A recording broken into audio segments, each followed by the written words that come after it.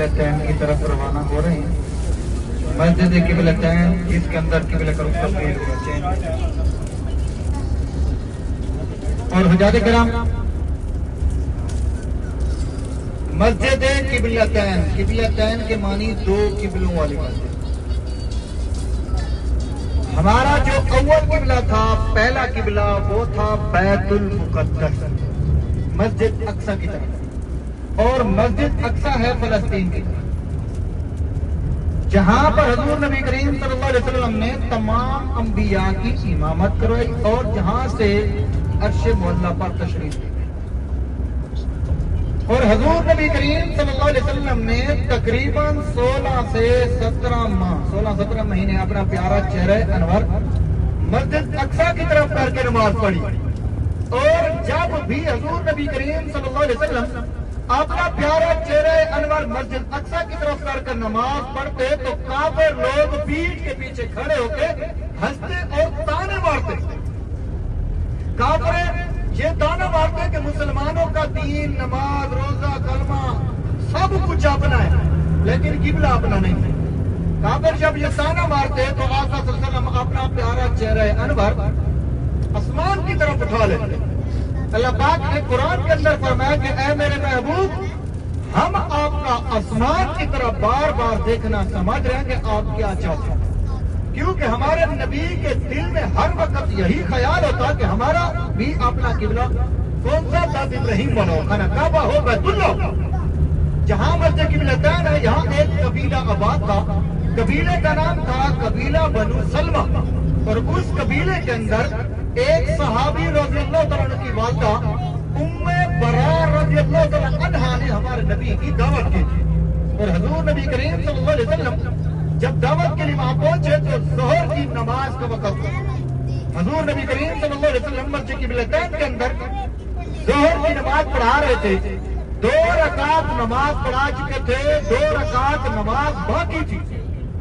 نماز ہی کی حالت میں وہی نازل ہوئی، قَدْ نَرَىٰ تَقَلُّبَ وَجْهِكَ فِي السَّمَاءِ فَلَنُوَلِّيَنَّكَ قِبْلَةً تَرْضَاهَا فَوَلِّ وَجْهَكَ شَطْرَ الْمَسْجِدِ الْحَرَامِ. اللہ رب العزت نے فرمایا کہ میرے محبوب پریشان نہ ہو، بہت ہی جلد ہم آپ کو ایسے قبلے کا حکم کریں گے کہ آپ خوش ہو جائیں. پھر اللہ نے فرمایا کہ میرے محبوب اپنے رخ مسجد حرام کی طرف یعنی خانہ کعبہ بیت اللہ کی طرف پھیر لو. جیسے ہمارے نبی آگے امامت کروا رہے ہیں، حضرت جبرائیل امین وحی لے کے اترے، پھر ہمارے نبی وہاں سے چل کر مڑ کر گھوم کر آگے آ گیا. پیچھے 10 صحابہ تھے عشرہ مبشرہ، جن کو دنیا ہی میں جنت کی بشارت دی گئی کہ تم جنتی ہو، تم جنتی ہو، تم جنتی ہو. انہوں نے بنا سوچے سمجھے اپنا رخ خانہ کعبہ کی طرف پھیر لیا. اس لیے مسجد کا نام قبلتین رکھ دیا. قبلتین کے معنی 2 قبلوں والی مسجد. ابھی ہم اللہ کے حکم سے اسی کی طرف جا رہے ہیں، وہاں گاڑی رکے گی، آپ کو اتاریں گے اور مسجد قبلتین میں نفل پڑھنے کا ٹائم دیں گے انشاءاللہ. سارے انشاءاللہ بول دیجئے انشاءاللہ. اللہ کی ذات چاہے گی تو ہم آگے والی ذات کریں گے انشاءاللہ. ٹھیک ہے نا؟ تو انشاءاللہ جو کام کرو اس سے پہلے انشاءاللہ بول دیں انشاءاللہ. ٹھیک ہے. اور مسجد قبلتین کے اندر مارکوزرات جب مسجد قبلتین کے اندر مین اندر کی جگہ داخل ہو کے مین دروازے اندر داخل ہو کے پیچھے کی طرف مڑ کر دیکھو گے اوپر جائے نماز بنی ہوگی، مصلی کلمہ لکھا ہوگا لا الہ الا اللہ محمد رسول اللہ صلی اللہ علیہ وسلم. اول قبلہ اس طرف تھا. ابھی وہاں محراب نہیں ہے، خالی نشان لگا ہوگا. کیا محراب نہیں ہے، خالی نشان لگا ہوگا. اوپر موجودہ محراب ہے جو خانہ کعبہ کی بنا. ٹھیک ہے. مسجد کے اوپر 2 گنبد بنے ہوئے، جو اس طرف والا گنبد ہے وہ خانہ کعبہ کی طرف، اس کے نیچے محراب ہے. جو اس طرف ہے وہ مسجد اقصی کی طرف، اس کے نیچے پہلا محراب اول محراب ہے، لیکن اب نشان ہے، محراب نہیں. ٹھیک ہے. اچھا، مسجد قبلتین کے بعد جو ہے گاڑی میں بیٹھ کر ہم اگلی زیارت جو کرنے جائیں گے وہ ہے غزوہ خندق. غزوہ خندق، 7 مساجد، میدان الفتح، غزوہ احزاب. ایک ہی جگہ کے 4 نام ہیں جہاں اسلام کا تیسرا بڑا غزوہ لڑا گیا، غزوہ جنگ لڑی گئی. اور غزوہ خندق اس لیے کہا جاتا ہے، ہمارے نبی نے سارے صحابہ سے مشورہ لیا کہ میرے پیارے صحابہ سارے اپنی اپنی رائے پیش کریں کہ یہ جنگ ہم کیسے لڑیں. طویل عمر یعنی بڑی عمر کے صحابی حضرت سلمان فارسی رضی اللہ عنہ آقا کی خدمت میں حاضر ہوئے اور آ کر عرض کیا یا رسول اللہ ہم لوگ جب ایران کے اندر جنگیں لڑتے تھے اور وہاں ہم ایک سرنگ نکالتے تھے، خندق کہتے ہیں گڑھے تھے، ٹھیک ہے، سرنگ گڑھا کھولتے تھے پھر اس کے اندر پانی چھوڑتے، بعد میں وہ جنگ ہم جیت جاتے۔ آقا نے اس مشورے کو پسند فرمایا، صحابہ کو حکم دیا کہ جاؤ میرے پیارے صحابہ خندق کھودنا شروع کر دو، اور خندق کے دوران یہاں ہمارے نبی کا ایک معجزہ ہے۔ صحابہ کرام رضوان اللہ علیہم خندق کھود رہے ہیں، خندق کھودتے آگے بہت بھاری چٹان آ جاتی ہے، پتھر۔ صحابہ کرام رضوان اللہ علیہم اس چٹان پتھر کے اوپر اپنے اوزار مارتے ہیں، صحابہ کے اوزار ٹوٹ جاتے ہیں۔ پھر صحابہ کرام رضوان اللہ علیہم آ کر خدمت میں حاضر ہوتے ہیں، آ کر عرض کرتے ہیں یا رسول اللہ بہت بھاری چٹان آ چکی ہے، ہم نے اپنے اوزار مارے، ہمارے اوزار ٹوٹ گئے۔ پھر حضور نبی کریم صلی اللہ علیہ وسلم خندق کے اندر اترے، چٹان کے اوپر پہلے پانی ڈالا، پھر بسم اللہ اللہ اکبر کر کے اس کے اوپر ایک ضرب لگائی، اس میں اتنی چمک اٹھی کہ پورا مدینہ روشن تھا۔ پھر حضور نبی کریم صلی اللہ علیہ وسلم دوسری ضرب لگائی، پھر اس میں اتنی چمک اٹھی کسروں کے طرح کے مینار نظر آنے لگے۔ حضرت جبرائیل امین تشریف لے خوشخبریاں سنائی، یا رسول اللہ آپ کی امت کو روم اور فارس فتح۔ پھر اس کے بعد حضور صلی اللہ علیہ وسلم نے جب تیسری ضرب لگائی، وہ چٹان ریزہ ہو کے پتھر ختم ہو گیا، سامنے اوت کا پہاڑ نظر آنے لگا۔ غزوہ خندق اس لیے کہا جاتا ہے میدان الفتح، اس لیے کہا جاتا ہے بغیر کسی نقصان کے جنگ فتح ہوئی ہے۔ اور سبا عربی کلاس 7 کو سبا کہتے ہیں، سبا مساجد اس لیے کہا جاتا ہے جنگ کے دوران صحابہ کے چھوٹے چھوٹے مورچے تھے، خیمے تھے، جب نماز کا وقت ہو تو آ کر فرمایا میرے پیارے صحابہ جو جہاں کھڑے ہو وہاں آپ نے اپنی جگہ نماز کرانا۔ 7 مقام پہ صحابہ نے نماز پڑھی، سبا مساجد اس لیے کہا جاتا ہے۔ ہم مسجد قبلتین پہنچ چکے ہیں، مسجد قبلتین کے بعد انشاءاللہ باقی واقعہ آپ کو سنایا جائے گا۔ حضرت جابر رضی اللہ عنہ کا واقعہ بھی انشاءاللہ۔ یہ ہے مسجد قبلتین اوپر کی جانب، گاڑی ہماری یہاں گلی کے اندر پارکنگ ہو رہی ہے اور آپ لوگ یہاں سے اتر کے یہ پیچھے کی جانب سیڑھیاں۔ اچھا ایک اور بات ہے اس سے بات، یہ راستے جو ہیں ایک طرف چڑھنے والے دوسری طرف اترنے والے سیم ہے، ٹھیک ہے نا؟ جگہ راستہ گاڑی یہ نوٹ کر کے جو کہ کس راستے سے جا رہے ہیں، اور 4 پارکنگ ہیں، ایک پارکنگ یہ پیچھے ہو گئی، ایک پارکنگ سامنے ہو گئی، اور 2 آگے قبلے والے کی طرف ہے۔ نئے حاجی ہوتے ہیں نا پھر معلوم نہیں ہوتا، ایک راستے سے چڑھ گئے دوسرے سے اتر گئے، پھر خود بھی گاڑی ڈھونڈتے رہتے ہیں اور ہم بھی ان کے پیچھے ان کو ڈھونڈتے رہتے ہیں، اس طرح ٹائم پھر ضائع ہوتا ہے۔ تو ساروں سے گزارش یہ ہے کہ یہاں سے اتر کے یہ آگے کی جانب کی گلی جائے گی، اوپر کی جانب وہاں راستہ آئے گا، اوپر وہاں چڑھ کے ڈبے لگا کر کے پھر اس طرف اتر کے سیدھا اس طرف یہاں میں آپ کے ساتھ چلتا ہوں، آ جائے نیچے۔ ہاں وضو کی جگہ ہے ادھر، مردوں کے لیے الگ ہے عورتوں کے لیے الگ ہے۔ 20 سے 25 منٹ کا ٹائم ہے، کتنا؟ 2 رکعت نماز نوافل تحیت المسجد ادا کرنی۔ اے پیغمبر صلی اللہ علیہ وآلہ وسلم، ہم تمہارا آسمان کی طرف منہ اٹھانا دیکھ رہے ہیں، سو ہم تم کو اسی قبلے کی طرف جس کو تم پسند کرتے ہو منہ کرنے کا حکم دیں گے، تو اپنا منہ مسجد حرام یعنی خانہ کعبہ کی طرف پھیر لو، اور تم لوگ جہاں ہوا کرو نماز پڑھنے کے وقت اسی مسجد کی طرف منہ کر لیا کرو۔ اور جن لوگوں کو کتاب دی گئی ہے وہ خوب جانتے ہیں کہ یہ نیا قبلہ ان کے پروردگار کی طرف سے حق ہے، اور جو کام یہ لوگ کرتے ہیں اللہ ان سے بے خبر نہیں۔ وہاں مدینے میں ایک مسجد ہے، مسجد القبلتین۔ حضور ایک خاص قبیلے میں گئے ہوئے تھے، ظہر کی نماز کا وقت وہاں آ گیا، وہاں کوئی دعوت طعام تھی، ظہر کا وقت آ گیا تو کھڑے ہو گئے نماز پڑھنے کے لیے، صحابہ پیچھے کھڑے ہیں۔ اسی دوران میں نماز کے دوران یہ آیات نازل ہوئی، حضور نے وہی قبلہ بدلا اپنا، فَوَلِّ وَجْهَكَ شَطْرَ الْمَسْجِدِ الْحَرَامِ۔ اب حکم الہی آنے کے بعد تو تاخیر 1 منٹ کی بھی جائز نہیں، تو فوراً آپ نے رخ بدل لیا اور تمام نمازیوں نے بھی رخ بدل لیا۔ اس لیے اس مسجد میں 2 طرف محرابیں بنی ہوئی ہیں۔ بسم اللہ الرحمن الرحیم۔ حاجی صاحبان ماشاءاللہ جیتی ہماری زیارت مسجد ہے قبلتین کی، قبلتین کے معنی 2 قبلوں والی مسجد، اور ابھی ہم لوگ اللہ کے حکم سے غزوہ خندق کی زیارت کی طرف روانہ ہو رہے ہیں۔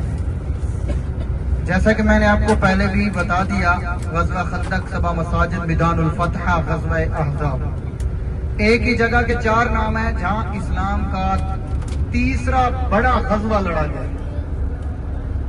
اور حجاج کرام، غزوہ خندق کے دوران ہمارے نبی کے بہت سارے معجزے آئے، بھوک کا فاقہ بھی آیا۔ ایک صحابی رضی اللہ عنہ حضور نبی کریم صلی اللہ علیہ وسلم کی خدمت میں حاضر ہوتے ہیں، آ کر عرض کرتے ہیں یا رسول اللہ صلی اللہ علیہ وسلم میرے ماں باپ آپ پر قربان ہو، میں نے بھوک کی وجہ سے اپنے پیٹ پر ایک پتھر باندھا ہوا، تو قربان جو کملی والے پر، قربان جو حضور صلی اللہ علیہ وسلم پر جب آقا نے اپنا کرتا مبارک اٹھا کر دکھایا اور صحابی کو فرمایا کہ میرا پیارا تو نے بھوک کی وجہ سے اپنے پیٹ پہ ایک پتھر باندھا ہوا ہے، مجھے دیکھ میں نے بھوک کی وجہ سے اپنے پیٹ پہ 2 پتھر باندھا۔ اتنے میں حضرت جابر رضی اللہ عنہ دیکھ رہے ہوتے ہیں، برداشت نہیں ہوتا، دوڑتے ہیں گھر میں جاتے ہیں اور گھر میں جا کر اپنی بیوی کو، گھر والی کو یہ کہتے ہیں کہ گھر میں کچھ کھانے کے لیے ہے، میرے آقا کا یہ عالم مجھ سے برداشت نہیں ہوتا۔ تو حضرت جابر کی بیوی نے جواب دیا کہ جابر گھر میں تو چھوٹا سا بکری کا بچہ ہے اور تھوڑا سا جو کا آٹا ہے۔ حضرت جابر رضی اللہ عنہ نے بکری کے بچے کو ذبح کیا، بیوی کو فرمایا کہ کھانا تیار کرو، میں آقا کو دعوت دے کر دوں۔ حضرت جابر رضی اللہ عنہ حضور نبی کریم صلی اللہ علیہ وسلم کی خدمت میں حاضر ہوئے، آ کر عرض کی یا رسول اللہ صلی اللہ علیہ وسلم میرے گھر میں ایک چھوٹا سا بکری کا بچہ ہے اور 18 جو کا آٹا ہے، میں چند صحابہ کی دعوت کر سکتا ہوں، یعنی 7 سے 8 آدمی کی دعوت کر سکتا ہوں۔ تو حضور نبی کریم صلی اللہ علیہ وسلم نے حضرت جابر کی دعوت کو قبول فرمایا اور جابر کو یہ فرمایا کہ اے جابر یہ میری چادر لے جاؤ، بیوی کو کہہ دو کہ ریکھیاں پکاتی جائے اور چادر کے نیچے رکھتی جائے، جب تک میں نہ کہوں تب تک ہانڈی کو بھی چولہے سے نہیں اتارتا۔ پھر حضور صلی اللہ علیہ وسلم نے حضرت بلال کو فرمایا کہ جاؤ بلال سارے صحابہ میں اعلان کرو، سب کو کہہ دو کہ ہم سب کی دعوت جائے وہ حضرت جابر کی۔ پھر حضور نبی کریم صلی اللہ علیہ وسلم صحابہ کو ساتھ لے کر حضرت جابر رضی اللہ عنہ کے گھر پہنچے۔ حضرت جابر رضی اللہ عنہ نے جب دیکھا پریشان ہوئے، گھر والی کے پاس گئے اور گھر والی کو جا کر کہنے لگے میں نے تو آقا کو 7 سے 8 جن کو کہا یہ سب صحابہ آ گئے۔ تو حضرت جابر رضی اللہ عنہ کی بیوی نے جواب دیا کہ جابر کیا آپ کو معلوم نہیں ہے ہمارے گھر میں کون تشریف لے گئے؟ آقا دو جہاں حضرت محمد مصطفیٰ صلی اللہ علیہ وسلم تشریف لے کے آپ پریشان نہ ہو۔ حضور نبی کریم صلی اللہ علیہ وسلم حضرت جابر رضی اللہ عنہ کے گھر میں پہنچ کر اپنے پیارے ہاتھوں مبارک سے ہانڈی کو چولہے سے اتارتے ہیں اور اس ہانڈی کے اندر اپنے لعاب دان ڈال دیتے ہیں اور اوپر کپڑا ڈھانپ دیتے ہیں۔ صحابہ کرام رضوان اللہ علیہ وسلم پر کھانا تقسیم کرتے ہیں، صحابہ کرام رضوان اللہ علیہ وسلم پیٹ بھر کر کھانا کھاتے ہیں، کھانا بچتا ہے، آकर فرمایا کہ جابر اس کھانے کو اپنے گھر والوں کو کھلاؤ، گھر والوں نے کھانا کھایا، کھانا بچا، پھر آ کر فرمایا کہ جابر اب اس کھانے کو پوری بستی محلے میں تقسیم کرو، پھر پورے محلے والے کھانا کھایا، کھانا بچ گیا، جو 7 سے 8 لوگوں کا کھانا تھا، 1000 سے 1500 صحابہ کرام رضوان اللہ علیہ وسلم نے کھانا کھایا، کھانا بچ گیا، پھر پورے محلے میں تقسیم کیا گیا، وہ کھانا پھر بھی بچ گیا۔ حضرت جابر نے جب ہانڈی سے کپڑا اتار کر دیکھا کھانا تو ویسے کا ویسے بچا ہوا، آ کر فرمایا کہ جابر قسم ہے اس ذات کی جس کے قبضے اور قدرت میں میری جان ہے، اگر آپ اس ہانڈی سے کپڑا نہیں اتارتے تو قیامت کے دن تک اس کے اندر سے کھانا کبھی ختم نہیں۔ یہ میرے آقا کا معجزہ تھا خندق کے دوران، غزوہ خندق اس لیے کہا جاتا ہے۔ اور حجاج کرام وہاں پر صحابہ کی مسجدیں، سب سے پہلی مسجد ہے اس کا نام ہے مسجد فتح، حضور نبی کریم صلی اللہ علیہ وسلم کا اس مقام پہ خیمہ لگا تھا اور حضور نبی کریم صلی اللہ علیہ وسلم اسی خیمے کے اندر 3 دن لگاتار دعا مانگتے ہیں، پیر، منگل اور بدھ۔ تیسرے دن اتنی تیز آندھی، اتنا تیز طوفان چلا، کفار کا ساتھ سامان اڑ چکا، کفار کے خیمے پڑ چکے، فرشتوں نے اللہ اکبر کی صدا لگئی، کفار کے جو گھوڑے تھے آپس میں ٹکرائے اور کفار وہاں سے ڈر کے مارے بھاگ گئے بغیر کسی نقصان کے جنگ چل رہا۔ اور رجاء کرام غزوہ احزاب اس لیے کہا جاتا ہے جنگ کے دوران سورۃ احزاب نازل ہوئی ہے اور اس مسجد کے نیچے حضرت سلمان فارسی رضی اللہ عنہ کی مسجد ہے اور اس کے ساتھ ہی بڑی مسجد ہے، وہاں 2 صحابہ، کون 2 صحابہ؟ حضرت عثمان غنی ذوالنوران رضی اللہ عنہ کی مسجد تھی اور سعد بن معاذ رضی اللہ عنہ کی مسجد، 2 کو شہید کر کے بڑی جامع بنائی گئی۔ اس کے ساتھ ہی حضرت عمر بن خطاب رضی اللہ عنہ کی مسجد، شیر خدا حضرت علی رضی اللہ عنہ کی مسجد اور حضرت بی بی فاطمہ الزہرا رضی اللہ عنہا۔ وہاں پر یہ 7 مساجد، ٹھیک ہے، 7 مسجدیں، اور خندق کی جو لمبائی تھی وہ تھی 3 کلومیٹر، آگے سے لے کر بودھ کے پہاڑ تک ایسے 3 کلومیٹر لمبائی، 3 کلومیٹر چوڑائی اتنی کہ گھوڑا اس کے اوپر سے چھلانگ نہیں مار سکتا۔ गहराई इतनी कि नीचे वाला आदमी ऊपर नहीं आ सकता। ठीक है, इस बात हम उसी की ज़ियारत की तरफ जा रहे हैं। वहां पर मैं आपको उनकी ज़ियारत कराता हूँ। यहाँ पर पार्किंग की जगह बंद की हुई है, फिलहाल काम चल रहा है। अब मैं वहाँ पे 1 मिनट के लिए गाड़ी रोकूंगा, सामने से आपको नजर आएगी। सारे ज़ियारत वहां से करके सीधा इसके बाद मस्जिद कुबा की जानब चल रहे हैं। मस्जिद कुबा में रुकते हैं, वहां नफिल अदा करते हैं इंशाअल्लाह। और रास्ते में और भी आते आते हैं मस्जिद जुमा आ गई, और साथ में एक नबीना सहाबी का घर, कबीला बनु नजार, जहाँ आका सल्लल्लाहु के नाना जान का खानदान था, उसकी ज़ियारत। और हजरत अब्दुल्लाह इब्न मक्तूम नबीना साहबी, उनके घर की ज़ियारत, जहाँ पर बच्चियों ने हमारे नबी के इस्तकबाल किया, उसकी ज़ियारत। ये रास्ते में मैं वो भी इंशाअल्लाह। अच्छा बात, मुझसे नाराज बैठिए आप, अब बैठिए, ये समझ नहीं आ रही, थोड़ा बहुत सुभान अल्लाह सुभान अल्लाह पे जोर रखते तो फिर आराम से चुप करके बैठे। अल्लाह के बंदे, ये मदीना का पाक सफर है, जिंदगी का कोई पता नहीं, 1 सेकंड का पता नहीं है। दोबारा सफर जिंदगी मेरे दिल में आ गया, किस्मत से आ गया हो। इन गलियों के अंदर अल्लाह के महबूब का खूब जिक्र करो, ताकि क़यामत के दिन ये मदीना की गलियां हमारी गवाही दें। अल्लाह ये सलाह तेरे बंदे, तेरे महबूब के गुलाम, तेरे महबूब की शहर की गलियों में आके तेरा जिक्र किया, आज इनको गवाह बनाना। चलेंगे ना इंशाअल्लाह।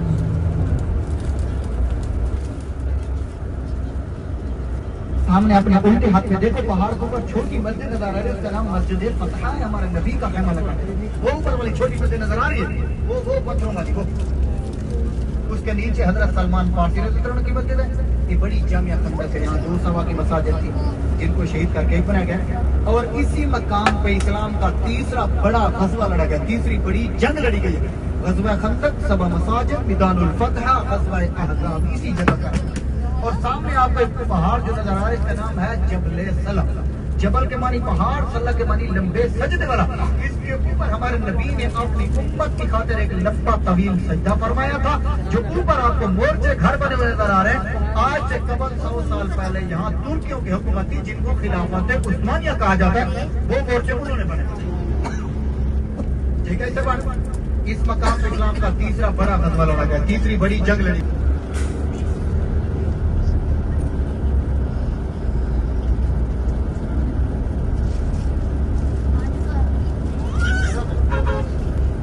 खंडक जो है जबान, जहाँ पर ये गाड़ी आगे जाती है, बीच में मशीनरी चल रही है, क्रेने वगैरह चल रहे हैं।